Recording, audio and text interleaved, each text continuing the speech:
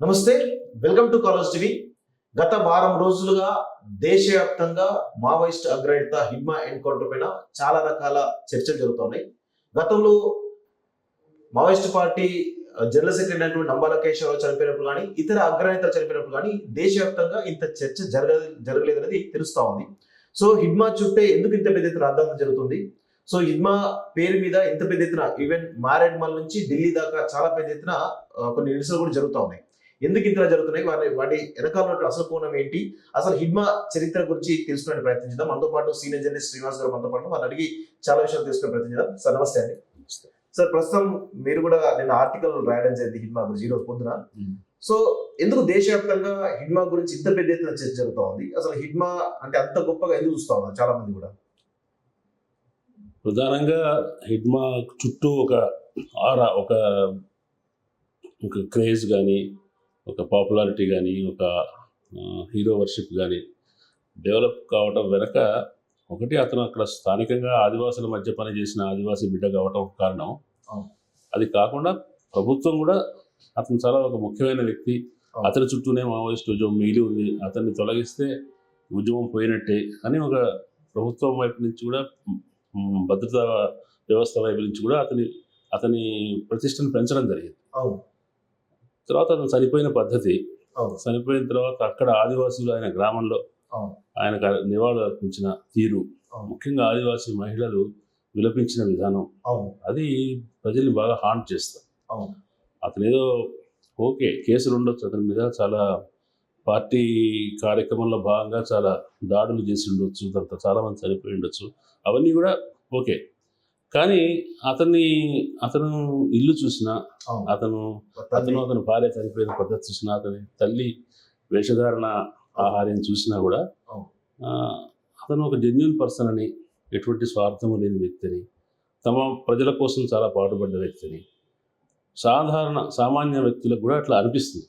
అనిపించినందువల్ల మొత్తానికి ఆ సంఘటనని, అతను చనిపోయిన పద్ధతిని ప్రజలు యాక్సెప్ట్ చేయలేకపోతున్నారు, జీర్ణం కావట్లేదు వాళ్ళు. అది వాళ్ళని ఏదో రకంగా వేధిస్తుంది. అందువల్లనే అనుకుంటాను మామూలు వ్యక్తుల దగ్గర నుంచి సరే ప్రజా సంఘాల వాళ్ళు, ఈ ఉద్యమం పట్ల సానుభూతి ఉన్న వాళ్ళు, గమనిస్తున్న వాళ్ళు అందరూ పెడుతున్నారు సోషల్ మీడియాలో. ఇది కాకుండా సాధారణ వ్యక్తులు కూడా అతని ఫోటోలు పెట్టి, పాటలు పెట్టి ఇవన్నీ చేస్తున్నారు. ఒక మొత్తం ఒక రకంగా చూస్తే మీకు సోషల్ మీడియా ఓపెన్ చేస్తే, ఇన్స్టా కానీ తర్వాత ఫేస్బుక్ కానీ ఓపెన్ చేస్తే హిడ్మానే కనిపిస్తుంది. వాళ్ళ ఆయన అంత్యక్రియలు జరిగినటువంటి ర్యాలీస్ ప్లస్ పక్కన వాళ్ళ భార్య భర్తల అన్నిటికంటే ముఖ్యం అది 2 అంతస్తుల చితి పేర్చారు అతని భార్య. ఆ 2 అంతస్తుల చితిని పట్టుకొని సోను సూరి అక్కడ ఆదివాసుల స్థితిగతుల గురించి పోరాడుతున్న వ్యక్తి, ఆమె దాన్ని చితి మీద తలకాయ పెట్టి విలపిస్తున్న దృశ్యం కూడా బాగా హృదయ విదారకంగా ఉంది. అంటే ఎందుకు హిడ్మాని ఇంత పెద్ద ఎత్తున, అంటే ప్రభుత్వం కూడా ఇటు చాలా మంది రాజకీయ నాయకులు చంపడంలో అయిన పాత్ర ఉంది, అదేవిధంగా చాలా మంది పోలీసులు చంపడంలో కూడా పాత్ర ఉంది. సో అందుకే నేను టార్గెట్ చేస్తున్నాము, ఆపరేషన్ కర్రగుట్టలంతా కూడా హిడ్మా అంతొందించడం జరిగింది అని చెప్పేసి కూడా చాలా రకాల కథనాలు మనకు వినిపించినాయి. అంటే అంత క్రూరుడా హిడ్మా అనే వ్యక్తి? మీరు ఎట్లా వస్తారు? క్రూరత్వము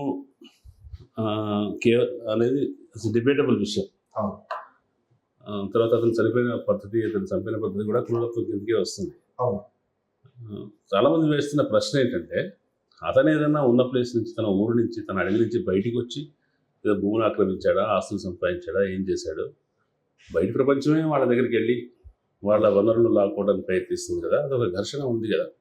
చాలామంది ఈ మావోయిస్టులు చేస్తున్న పద్ధతి కరెక్ట్ కాదు అనుకునే వాళ్ళు కూడా అక్కడ దండకారణ్యంలో భూగర్భ వనరులు, విలువైన ఖనిజ వనరులని కంపెనీలకు కట్టబెట్టడం కోసం ఎంత జరుగుతుందేమో అనే ఒక వాదనను అంగీకరిస్తున్నారు. కాబట్టి అక్కడ ఏదో అన్యాయం జరుగుతుంది. జరిగిందంతా కూడా అంత స్పష్టంగా న్యాయంగా లేదు. ఆయనకంటే ఎక్కువ నేరాలే అనుకుంటే అవన్నీ, ఆయనకంటే ఎక్కువ నేరాలు చేసిన వాళ్ళు కూడా సమాజంలో స్వేచ్ఛగా తిరుగుతున్నారు. కాబట్టి అతను క్రూరత్వం ఒక వర్షం. కానీ ప్రజలు అట్లా చూడటానికి ఇష్టపడట్లా. అతను ఏం చేసినా కూడా అతని ప్రజల కోసమో లేదా అతని పార్టీ చెప్పిన దానికోసం చేశాడు. కాబట్టి అతను కర్తవ్య నిర్వహణ చేసిన వాడిగా, స్వార్థం లేనివాడిగా, ఒక సాహసోపేతమైన జీవితం గడిపిన వాడిగా, తన నమ్మిన దానికి నిలబడ్డవాడిగా చూస్తున్నారేమో అనిపిస్తుంది. ఇప్పుడు జనరల్ గా హిడ్మా మొత్తం కూడా నేపథ్యం అంతా కూడా ఛత్తీస్గఢ్ అడవుల్లో ఒక ఆదివాసీ బిడ్డగా ఆయన పుట్టుక నుంచి కావచ్చు, ఆయన ఎదిగినటువంటి క్రమం మావోయిస్టు ఒక అగ్రనేత ఎదిగిన క్రమంలో కూడా ఎక్కువ శాతం ఛత్తీస్గఢ్ లో ఉన్నట్టు తెలుస్తా ఉంది. కానీ ఈ మధ్య కాలం ఎన్కౌంటర్ జరిగినటువంటి ప్రదేశం ఏందో మారేడుమల్లి, అంటే గతంలో మనకు తెలిసిన విషయం ఏంటంటే విజయవాడలో ఆయన ఒక వైద్యం కోసం వచ్చి అక్కడ కోవట్ ఆపరేషన్ ద్వారా ఆయన మారేడుమల్లి తీసుకుపోయి ఎన్కౌంటర్ చేసి చెప్పేసి అన్నారు. నిజంగా ఇది ఈ వాదనలో ఎంతవరకు నిజమండి సార్? దాన్ని మనం నిర్ధారించడానికి మన దగ్గర ఏమి ఆధారాలు లేవు. అతను పనిచేసిన పార్టీ అటువంటి స్టేట్మెంట్ ఇచ్చింది. పౌర హక్కుల సంఘాల వాళ్ళు కూడా అతన్ని ఎక్కడి నుంచో తీసుకెళ్లి చంపేశారని చెప్తున్నారు. ఇటువంటి సంఘటనలు జరిగిన చరిత్ర గతంలో ఉంది కాబట్టి సహజంగానే వాళ్ళు అనేది ఏంటంటే అతను ఎదురుపడితే అతను వీరుడని, చాలా కర్కోటకుడని, చాలా ఇటువంటి పోలీస్ అధికారులు చెప్తున్నారు కదా. అటువంటి వ్యక్తిని నిజంగా ఎదురుపడితే అంత సులువుగా చచ్చిపోతాడా? కాబట్టి అతను నిరాయుధుడిగా ఉన్నప్పుడే అతను తీసుకెళ్లి చంపేశారు అనే వాదానికి ఎక్కువ విశ్వసనీయత వస్తుంది. దాని ఫలానా రకంగా జరిగిందని చెప్పడానికి మనకేం ఆధారాలు లేవు. కానీ సాధారణంగా నక్సలైట్ల విషయంలో గత కొద్ది కాలంగా జరుగుతున్న చర్యలన్నీ చూసినా వాళ్ళు నిర్మూలనే ప్రధానంగా ఉంది తప్ప ప్రభుత్వం కూడా అదే చెప్తుంది. లొంగిపోండి లేదా నాశనం కండి అంటుంది. నాశనం కావడం అంటే ఏమిటి? అంటే ఎదురుపడ్డప్పుడు మేము నిర్దాక్షిణ్యంగా ఎలిమినేట్ చేస్తాము అని చెప్పడమే కదా. కాబట్టి ప్రజలు దాని గురించి ఆ విషయానికి పెద్ద ఇంపార్టెన్స్ ఇస్తారని అనుకోవట్లేదు నేను.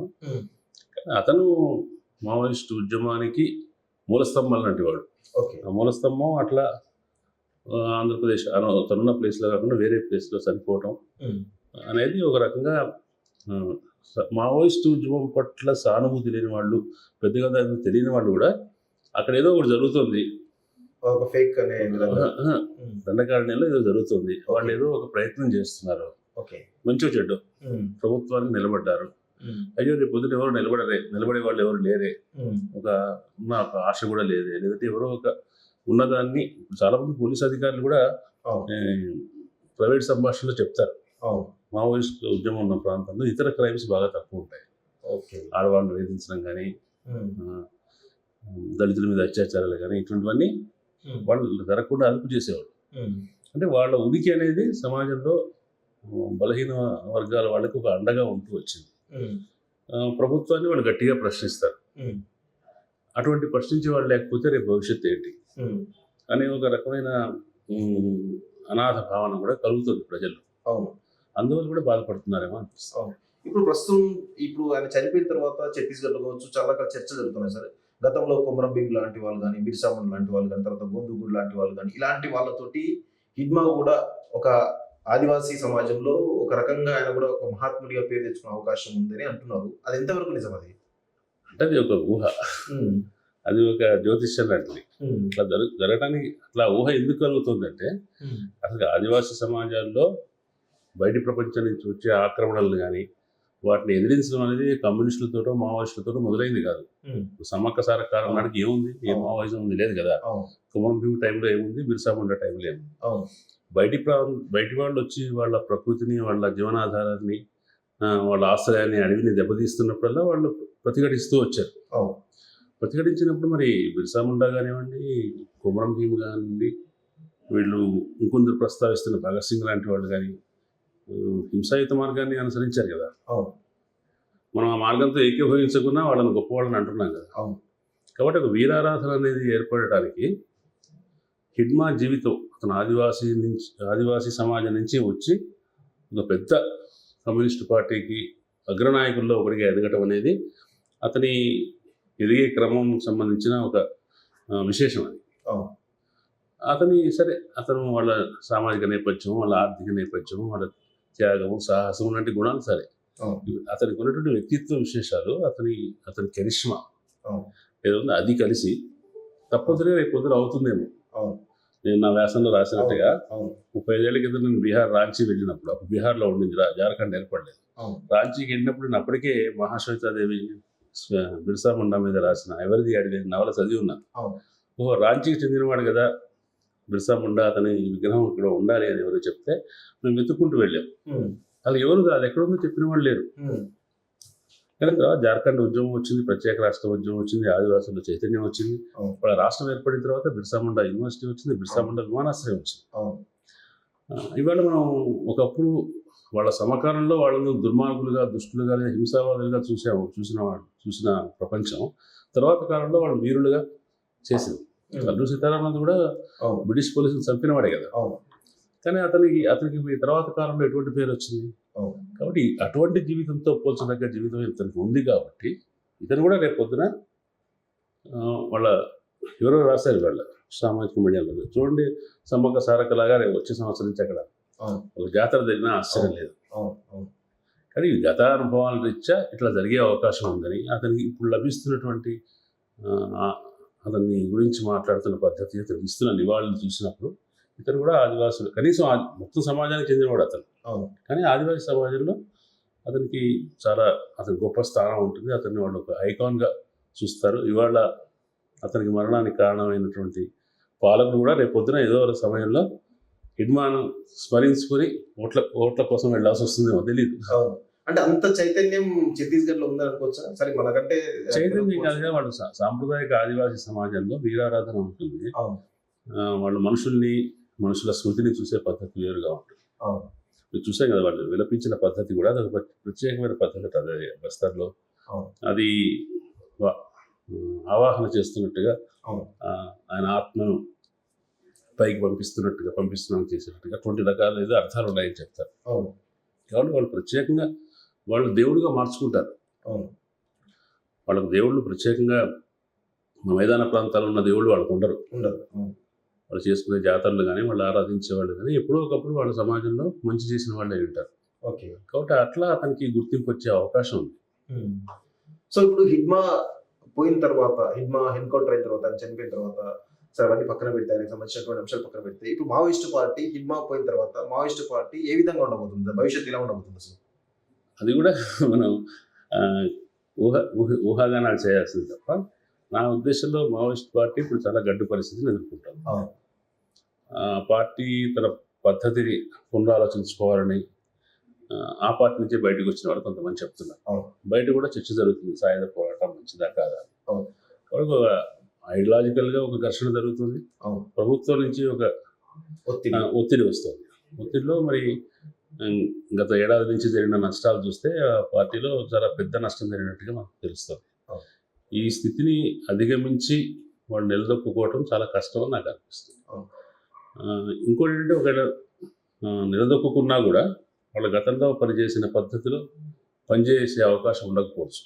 ఆ ఒత్తిడి నిరంతరం కొనసాగుతూ ఉంటుంది. కాబట్టి అమిత్ షా చెప్పినట్టుగా వచ్చే మార్చి కల్లా మావోయిజం లేకుండా చేయటం అనేది తూచా తప్ప అదే అర్థంలో అవుతుందో లేదో అవ్వకపోవచ్చు. మావోయిస్టులు లేకుండా చేయడానికో లేదా మావోయిస్టులో క్రియాశీలంగా ఉన్నవాళ్ళు లేకుండా చేయడానికో వాళ్ళు ప్రయత్నం చేస్తారు. నేను గత సంవత్సరం క్రితమే నేను ఆంధ్రజ్యోతిలో ఉన్నప్పుడే ఒక కాలంలో రాశాను, అంతం అయిపోతారు సరే, తర్వాత ఏమవుతుంది. ఐడియాలజీ ఉంటుంది. కొన్ని మనుషులు ఇట్లాగే బాగుంది, ఈ జీవితాలే బాగున్నాయి, మనం ఏం ప్రభుత్వాన్ని ఏమి ప్రశ్నించొద్దు, డబ్బున్న వాళ్ళు చేసే దౌర్జన్యాన్ని ఏమి ప్రశ్నించొద్దు, వాళ్ళు వనరులు తీసుకుపోతుంటే మనం చూస్తూ ఉండాలి, హాయిగా ఉందని అనుకోరు కదా. ఇంకో పద్ధతిలో ఇంకో రకంగా మనుషులు మాట్లాడతారు, ప్రశ్నిస్తారు. కాబట్టి అది ఏ రూపం తీసుకుంటుందో చెప్పదు.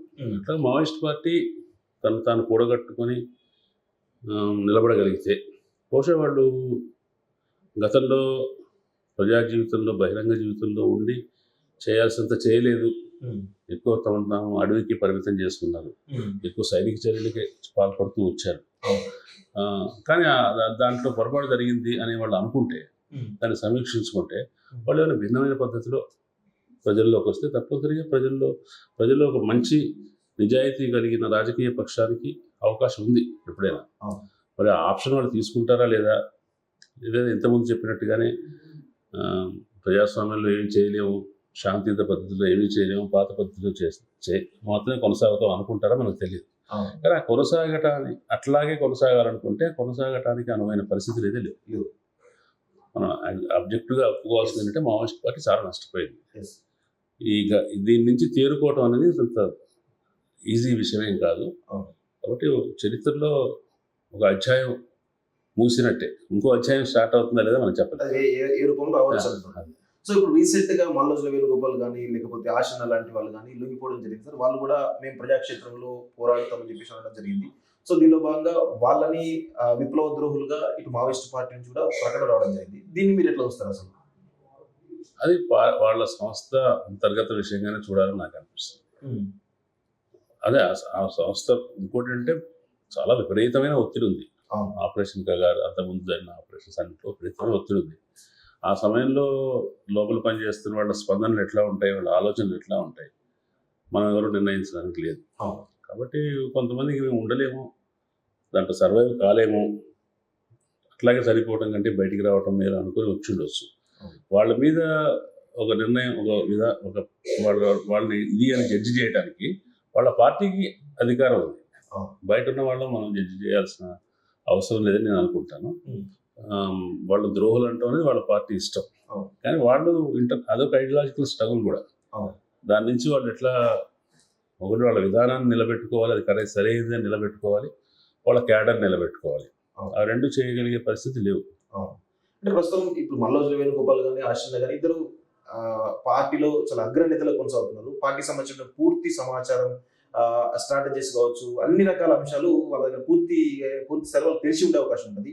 ఇవన్నీ కూడా కేంద్ర ప్రభుత్వం కావచ్చు, లేదా బలగాలకు ఎవరైతే వీళ్ళు విచారణ చేస్తున్నారో వీళ్ళందరికీ కూడా కొంత సమాచారం చేరేసే అవకాశం ఉంటుందా సార్?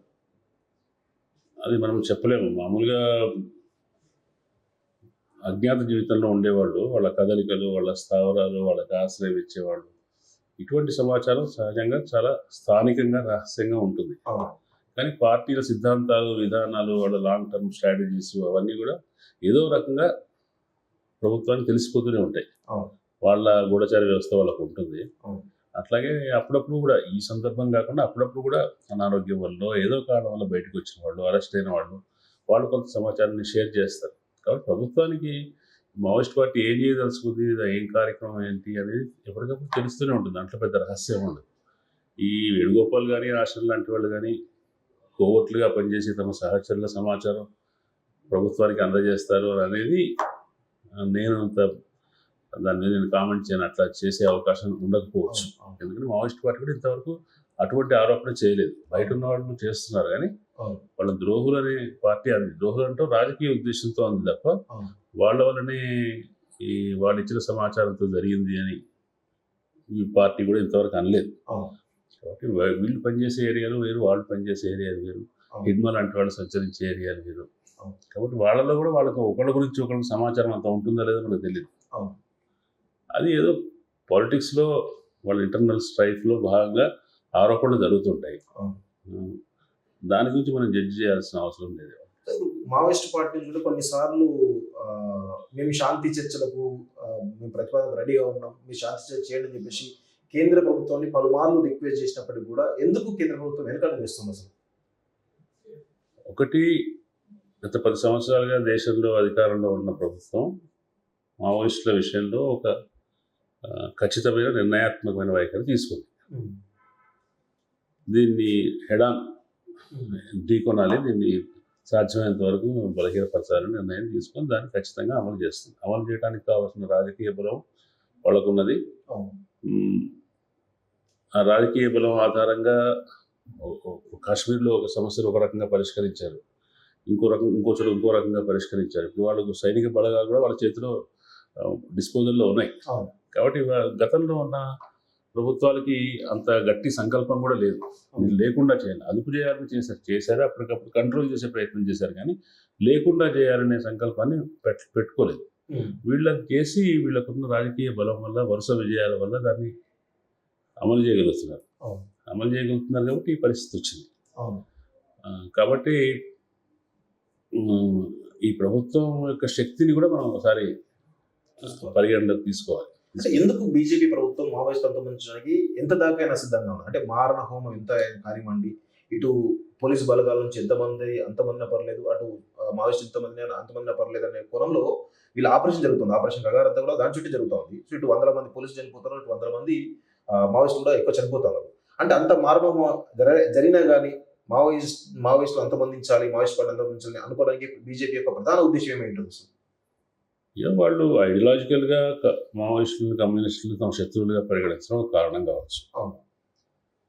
చాలామంది ఆరోపిస్తున్నట్టుగా దండకారణ్యంలోని ఖనిజ వనరుల్ని మానిటైజ్ చేసుకోవడం కోసం వాటిని కార్పొరేట్లకు అప్పచెప్పి దాని నుంచి మనం దేశాలకు లాభమో లేకపోతే కార్పొరేట్లకు లాభమో కలిగించడం కోసం వీళ్ళు అడ్డుగా ఉన్నారు కాబట్టి వీళ్ళని తొలగించాలనుకోవడం కావచ్చు.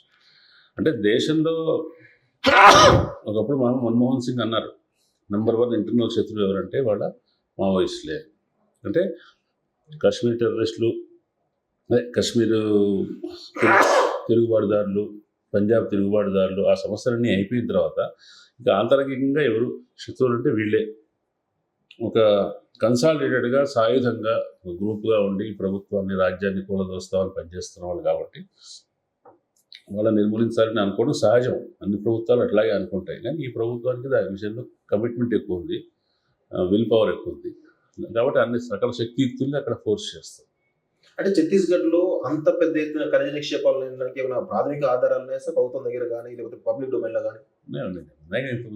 మొత్తం దండకారణ్యం ఒరిస్సా దగ్గర నుంచి ఇటు మధ్యప్రదేశ్, ఛత్తీస్గఢ్, మధ్యప్రదేశ్, మహారాష్ట్ర బార్డర్ దాకా ఇవి మన గడ్చిరోలి ప్రాంతంలో ఇనుప గనుల కోసం కాంట్రాక్ట్లు ఇవ్వడం కూడా మన జరిగింది. ఒక పక్కన ఈ ఆపరేషన్ జరుగుతుండగానే కంపెనీలు అక్కడ లొంగుబాటు మేళాల దగ్గరే కంపెనీల ప్రతినిధులు తిరుగుతున్నారు. కాబట్టి అది ఉంది. కానీ దానికోసం ఎట్లా చేస్తారా అనేది మీకు తెలుసు కదా. ఇప్పుడు రాహుల్ గాంధీ నియామగిరి ప్రాంతంలో గిరిజన ప్రాంతాల గురించి మాట్లాడి అక్కడ ఖనిజ నిక్షేప వేదాంత కంపెనీ దాని గురించి వివాదం జరిగింది. ఎప్పటి నుంచో ఉంది అది. కాబట్టి వనరులను స్వాధీనం చేసుకోవడం కోసం వీళ్ళు అడ్డుగా ఉన్నారు కాబట్టి చేయడం కోసం అనేది చేస్తూ ఉండవచ్చు. సో గత 50 ఏళ్ళ నుంచి ఈ యొక్క మావోయిస్ట్ ఉద్యమం జరుగుతోంది. మీరు కూడా అప్పటి నుంచి ఇప్పటి వరకు చూస్తూ ఉన్నారు. ప్రత్యక్షంగా మీరు 50 ఏళ్ళ నుంచి ఎంతో కొంత గమనిస్తూ ఉన్నారు కదా. అప్పుడు ఉన్నటువంటి పరిస్థితులు ఏ విధంగా ఉన్నాయి? అప్పుడు మావోయిస్టులు ప్రధానంగా ఈ మావోయిస్ట్ పార్టీ ఏర్పడి తిరుగుబాటు చేయడం గల కారణాలు, ప్రస్తుతం ఉన్న కారణాలు విశ్లేషిస్తే మీరు అప్పటికి ఇప్పుడు తేడాను గమనిస్తున్నారు సార్? తేడా కంటే కూడా అప్పటికి ఇప్పటికీ క్రమ పరిణామం ఉంది. అంతకంటే ముందు చూసుకుంటే తెలంగాణ సాయుధ పోరాటం దగ్గర క్రమ పరిణామం. ఈ దేశంలో ప్రజల రాజ్యం అంటే కష్టజీవుల రాజ్యం స్థాపించాలనే ఉద్దేశం కమ్యూనిస్ట్ పార్టీకి ఉంది. అది సామాన్యమైన విషయం కాదు కదా. ప్రజలు మొబిలైజ్ చేయాలి, ప్రభుత్వంతో ఢీకొనాలి. అటువంటి ప్రయత్నం తెలంగాణ సాయుధ పోరాటం ఆ సమయంలో 1946 నుంచి 51 వరకు జరిగింది. దాని తర్వాత అక్కడితో అది విఫలమైంది, కొన్ని విజయాలు సాధించింది. తర్వాత మళ్ళీ 10 సంవత్సరాలు కొంచెం గ్యాప్ వచ్చిన తర్వాత మళ్ళీ 67లో నక్సల్బరీ వచ్చింది. ఈ కమ్యూనిస్ట్ పార్టీలు, ఉభయ పార్లమెంటరీ కమ్యూనిస్ట్ పార్టీలు తగినంత చిత్తశుద్ధితో లేవు, వాళ్ళు పోరాటాన్ని వదిలిపెట్టారు అనే ఆరోపణతోటి, అనే విమర్శతోటి దాంట్లోంచి బయటకు వచ్చిన కొంతమంది ఈ విప్లవ ఉద్యమాన్ని మొదలుపెట్టారు. అది మళ్ళీ నక్సల్బరీ, శ్రీకాకుళం ఉద్యమాలుగా ప్రభుత్వం అణచివేత జరిగి అవి ఆరిపోయాయి, చల్లారిపోయి మళ్ళీ ఒక 6-7 సంవత్సరాలు గ్యాప్ వచ్చిన తర్వాత ఎమర్జెన్సీ తర్వాత 78 నుంచి మళ్ళీ తెలంగాణలో, ఆంధ్రప్రదేశ్లో కొత్త ఉద్యమం ప్రారంభమైంది. అది నెమ్మదిగా బిల్డప్ అవుతూ దండకారణ్యానికి వెళ్ళి ఇక్కడ దాకా వచ్చింది. దాదాపు 80 నుంచి ఇప్పటిదాకా ఒక 40 సంవత్సరాల పాటు, 45 సంవత్సరాల పాటు ఈ కంటిన్యూటీలో ఉంటూ వచ్చింది. దీంట్లో కూడా మళ్ళీ అపజయాలు జరిగినాయి. తెలంగాణ నుంచి వెళ్ళిపోయారు, ఆంధ్ర నుంచి వెళ్ళిపోయారు, నల్లమల ఖాళీ చేశారు. చివరికి అంతా కాన్సన్ట్రేషన్ అంతా ఛత్తీస్గఢ్లో, దండకారణ్యంలో జరిగిపోయింది. కాబట్టి ఇది ఒక క్రమ పరిణామం ఉంది. సమాజంలో జరుగుతున్న పరిణామాలు మెయిన్ స్ట్రీమ్ రాజకీయాలతో పాటు సమాంతరంగా ఈ Maoist, communist, people's war, Naxalite ఏదైతే అంటున్నారో ఈ రాజకీయాలు కూడా కొనసాగుతూ వచ్చాయి. ఈ రాజకీయాల వల్లనే దేశంలో చాలా ప్రభుత్వం ఒత్తిడికి లోనే చాలా సంక్షేమ చర్యలు తీసుకోవాల్సి వచ్చింది. ప్రజల ఆలోచన విధానంలో మార్పు వచ్చింది. తెలంగాణ, ఉత్తర తెలంగాణ, దక్షిణ తెలంగాణ ప్రాంతాల్లో అసలు ఈ నక్సలైట్ల ప్రభావం వల్ల సామాజిక జీవితంలో చాలా మార్పు వచ్చింది కదా. భూస్వాములు గ్రామాల నుంచి విడిపోయిన తర్వాత గ్రామాల్లో దళితులకి, బలహీన వర్గాలకి ఒక ఆధారం ఏర్పడటం, గ్రామాల్లో ఒక రకంగా సాపేక్షంగా మెరుగైన భద్రతా వాతావరణం అవన్నీ ఏర్పడటం దగ్గర నుంచి చట్టరీత్యా ఇప్పుడు 170 రావడం, ఇవన్నీ నక్సలైట్ ఉద్యమంలో వచ్చినవి కదా. కాబట్టి అది సాధించిన విజయాన్ని ఒక సైనిక విజయంతో, అపజయంతో అది చూడటం కష్టం. అది సమాజంలో చాలా విలువల రీత్యా చాలా మార్పులు తీసుకొచ్చింది. వాళ్ళు చేసిన పద్ధతి ఇట్లాగే చేయటం కరెక్టా, ఇంకో రకంగా చేస్తుంటే బెటర్గా ఉండేదా, విధంగా వాళ్ళంత సైనికపరమైన అంటే మిలిటరీ యాక్షన్ మీద అంత ఫోకస్ పెట్టకుండా పొలిటికల్ యాక్షన్ మీద ఫోకస్ పెడితే బాగుండేదా, ఇవన్నీ చర్చలు ఉన్నాయి. అవును. చర్చలు అనేది వాళ్ళు ఆ మేరకు ఎట్లా చేసినప్పటికీ ఆ పనుల నుంచి కూడా సమాజానికి చాలా మేలు జరిగింది. అవును. ఇప్పుడు మరి వాళ్ళ వల్ల ఏం జరిగింది అంటే అది జరిగి చెప్పడానికి ఏం ఉండదు, ఆ సమాజంలో కనిపిస్తుంటుంది. ఒక రకంగా చెప్పాలంటే భారతీయ సమాజానికి సంబంధించిన అంతరాత్మను చైతన్యాన్ని నిలబెట్టే ఒక శక్తిగా అది ఉంటూ వచ్చింది. ఓకే. ఇది లేకుండా పోతే ఏమవుతుంది అనేది పెద్ద ఒక ప్రశ్న. అంటే ఇప్పుడు తెలంగాణ కానీ లేకపోతే ఆంధ్రప్రదేశ్ కానీ ఇప్పుడు నల్లమల్ల అడవులు చాలా పెద్ద అడవులు, దేశం అనేది చాలా పెద్ద అడవులు, జార్ఖండ్లో అడవులు ఉంటాయి, ఒరిస్సాలో అడవులు ఉంటాయి, ఇన్ని అడవులు ఉండగా కూడా మావోయిస్టులు కేవలం ఛత్తీస్గఢ్ని ప్రధాన కేంద్రంగా చేసుకొని వాళ్ళ యొక్క కార్యకలాపాలు సాగించిన ప్రధాన కారణం ఏమైంది? ఏమై ఉంటుందంటే నల్లమల్లో కూడా పనిచేశారు వాళ్ళు. కానీ ఇవన్నీ వెళ్ళారు. ఛత్తీస్గఢ్ ఉన్న అడవుల్లో కల్లా చాలా దుర్గమారణ్యం. అది స్ట్రాటజికల్గా కూడా వాళ్ళకి స్థావరంగా ఉంటుంది. అక్కడి నుంచి ఉద్యమాన్ని నిలబెట్టుకొని మళ్ళీ ఆ శక్తితో విస్తరించవచ్చు అనుకున్నారు. ఛత్తీస్గఢ్ ఘనకారణ్యం చేద్దాం, ఏఓబి ప్రాంతం అంతా కలిపి ఒక నెట్వర్క్ లాగా, ఒక కారిడార్ లాగా ఉంది. ఆ కారిడార్ బిల్డప్ చేద్దామనే ఆలోచనతో మొదలయ్యారు కదా. అది చివరికి అంతిమంగా అది తగ్గుతూ వచ్చి ఛత్తీస్గఢ్, అందులోనూ అబోజ్గఢ్, దక్షిణ సౌత్ బస్తాన్ ఈ ప్రాంతానికి పరిమితమైంది. ఆ పరిమితం కావటం వెనుక వాళ్ళ స్ట్రాటజికల్ లోపాలు ఉన్నాయా, పొరపాట్లు ఉన్నాయా, తప్పుగా అంచనా వేసుకున్నారా తమ గురించి తాము, ఇంత ప్రభుత్వం నుంచి ఇంత ఒత్తిడి వస్తుందని, ఇంత అణచివేత వస్తుందని ఊహించలేదా? ఊహించకపోవడం కూడా పొరపాటే కదా. ఏ స్ట్రాటజికల్ మిస్టేక్స్ వల్ల వాళ్ళు ఈ పరిస్థితికి ఎదుర్కొన్నారని వాళ్ళే అంతర్గతంగా సమీక్షించుకోవాలి. కానీ బయట ఉన్న వాళ్ళు ఏంటంటే వాళ్ళు ఉనికిలో ఉండాలని, ఇంకా ఎక్కువ ఉనికిలో ఉండాలి. బయట సమాజంలో చాలా సమస్యలు ఉన్నాయి కదా, కేవలం ఆదివాసులు ఒకళ్ళే కాదు కదా, ఇంకా ఆదివాసులు ప్రజలే, వాళ్ళ సమస్యలు కూడా ముఖ్యమే, వనరుల రక్షణ కూడా ముఖ్యమే. కానీ బయట చాలా రాజకీయమైన కార్యకలాపాలు, వాతావరణంలో చాలా మార్పులు వచ్చినాయి కదా, మతత్వం పెరిగింది దేశంలో, ప్రజలు ఇవన్నీ ఉన్నాయి. వీటన్నిటిని ఎదుర్కోవడానికి కావాల్సిన రాజకీయ కార్యక్రమం ఫీల్డ్లో ఉండి చేయటం అనేది చేసుంటే బాగుండేదని అలాంటి వాళ్ళని చాలా మంది అన్నప్పటికీ అది ఇతర విమర్శ లాంటిది, విమర్శ చేయడం లాంటిదే. కానీ వాళ్ళు ఒక పద్ధతిలో మీదనే ఎక్కువ ఒత్తిడి, ఒక పద్ధతి మీద ఫోకస్ పెట్టి అట్లాగే ప్రాక్టీస్ చేసుకుంటూ పోయారు. ఛత్తీస్గఢ్ లో ఒకనొక సమయంలో ఒక చర్చ చాలా బలంగా జరిగింది సార్. ఆ యొక్క ఛత్తీస్గఢ్ సర్కారుకు ప్యారలల్ గా జనతల సర్కారు కూడా మావోయిస్టులు నడిపిర్రు, ఇది ప్రజాస్వామ్యానికి రాజ్యాంగ విరుద్ధం కదా అనే ఒక చర్చ కూడా చాలా బలంగా జరిగింది. మీరు కూడా వినే ఉంటారు, దాని నుంచి మీరే ఉంటారు. రాజ్యాంగ విరుద్ధమా కాదు అది కాదు, కానీ జనతల సర్కార్ అనే ప్రయత్నం మాత్రం జరిగింది. దాని గురించి చాలా బయట ప్రపంచానికి కూడా లోపలికి వెళ్ళి చూసి వచ్చిన వాళ్ళు రాశారు, పుస్తకాలు వేశారు. అరుంధతి రాయ్ వాళ్ళు లోపలికి వెళ్ళి మాట్లాడి వచ్చారు. అలా ప్రయత్నం వాళ్ళ అధీనంలో ఉన్న ప్రాంతంలో వాళ్ళు అనుకున్న పద్ధతిలో సంస్కరణ తీసుకురావడానికి, భిన్న ప్రజలను భాగస్వాములు చేసి వాళ్ళ గ్రామాలని, కమ్యూనిటీస్ని వాళ్ళు నిర్వహించుకునేటట్టు చేయడానికి చాలా చేశారు. అక్కడ వాళ్ళలో ఉండే చెడుగుల్ని తొలగించడానికి కూడా ప్రయత్నం చేశారు. అవన్నీ చేశారు, కానీ ఏ రాజ్యం కూడా ఒప్పుకోదు కదా వాళ్ళ అధికారం కాకుండా. అందులో మావోయిస్ట్ సక్సెస్ కాలేకపోయిందా, లేకపోతే రాజ్యం సహకరించలేదు అనుకోవచ్చు. అది సక్సెస్ కావాలంటే వాళ్ళు ఆ స్థావరాన్ని నిలబెట్టుకోవాలి కదా.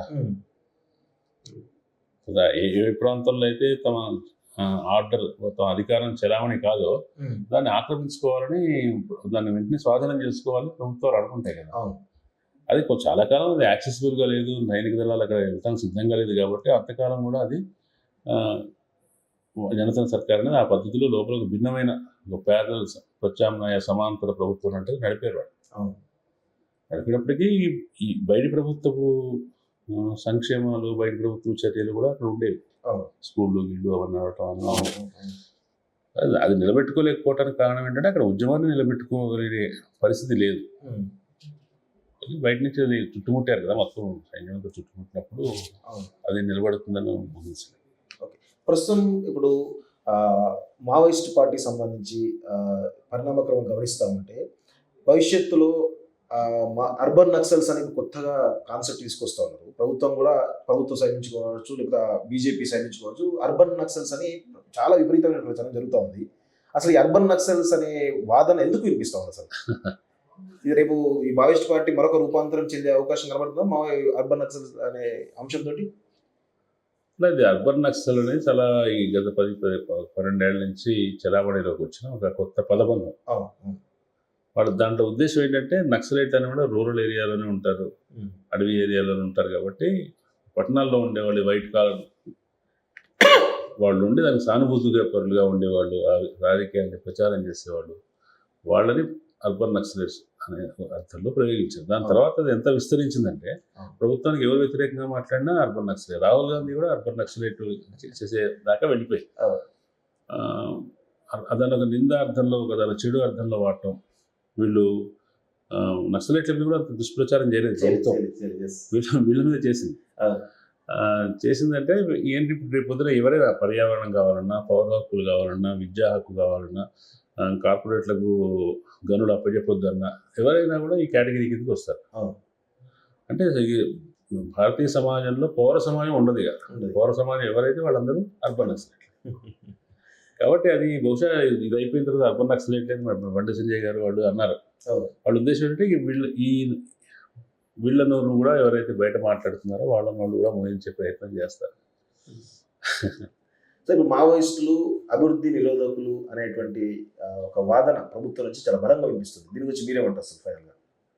అదే అభివృద్ధి నిరోధకులు అంటే మేము మావోయిస్టులు ఉండబట్టి అలా రోడ్డు రాలేదు, మావోయిస్టులు ఉండబట్టి వాళ్లకు స్కూల్ ఏర్పడలేదు అని చెప్తున్నారు కదా. ఇప్పుడు మావోయిస్టులు ఉండబట్టే అక్కడ రోడ్లు వేశారు, గుర్తించాల్సింది. మావోయిస్టులు ఉండబట్టే అక్కడ ఎంతో కొద్ది సంక్షేమ కార్యక్రమాలు చేయడానికి ప్రభుత్వం వెళ్ళింది. మావోయిస్టులు లేనప్పుడు ఏం చేసింది ప్రభుత్వం? కాబట్టి వీళ్ళు అభివృద్ధి చేస్తారంటే మావోయిస్టులు అడ్డుకోవటం ఏం లేదు. అభివృద్ధి లేని చోటుకే మావోయిస్టులు వెళ్ళారు. వెళ్ళిన తర్వాత మావోయిస్టులు పట్టుకోవడం కోసం వీళ్ళు అభివృద్ధి చేయడం మొదలుపెట్టారు తప్ప అప్పుడు కూడా ఆదివాసీల కోసం చేయలేదు. రోడ్డు కూడా మొత్తం ఛత్తీస్గఢ్ నుంచి ఇక్కడి నుంచి ఛత్తీస్గఢ్ మధ్యలో దాకా అబూజ్గఢ్ మీదుగా రోడ్డు వేస్తున్నారు. మరి ఇంతకుముందు ఎందుకు వేయలేదు? నక్సలైట్లు 20 ఏళ్ళ నుంచో 25 ఏళ్ళ నుంచో ఉన్నారు, అంతకుముందు వేయచ్చు కదా. కాబట్టి అభివృద్ధి ఏది ముందు అనే సమస్య. నక్సలైట్లు అభివృద్ధి లేని చోటుకి నక్సలైట్లు వెళ్ళారా, నక్సలైట్లు ఉన్న చోటుకి అభివృద్ధి వెళ్ళలేదా? దాని వాళ్ళు తలకిందులు చెప్తున్నారు. అది కరెక్ట్ కాదు. Okay sir, thank you very much sir. So ఇది మొత్తానికైతే హిడ్మా ఎన్కౌంటర్ విషయం కావచ్చు, లేదంటే ఇటు మావోయిస్ట్ పార్టీ యొక్క భవిష్యత్తు ఎలా ఉండబోతుంది, అదేవిధంగా ఈ అంశాలపైన చాలా కులంకషంగా జర్నలిస్ట్ శ్రీనివాస్ గారు మనతో పాటు చెప్పడం జరిగింది. ఇది మొత్తానికైతే ప్రస్తుతం హిడ్మా ఎన్కౌంటర్ జరుగుతున్నటువంటి రకరకాల చర్చలపైన ఒక చర్చ. చూస్తున్నాండి college TV. Thank you very much.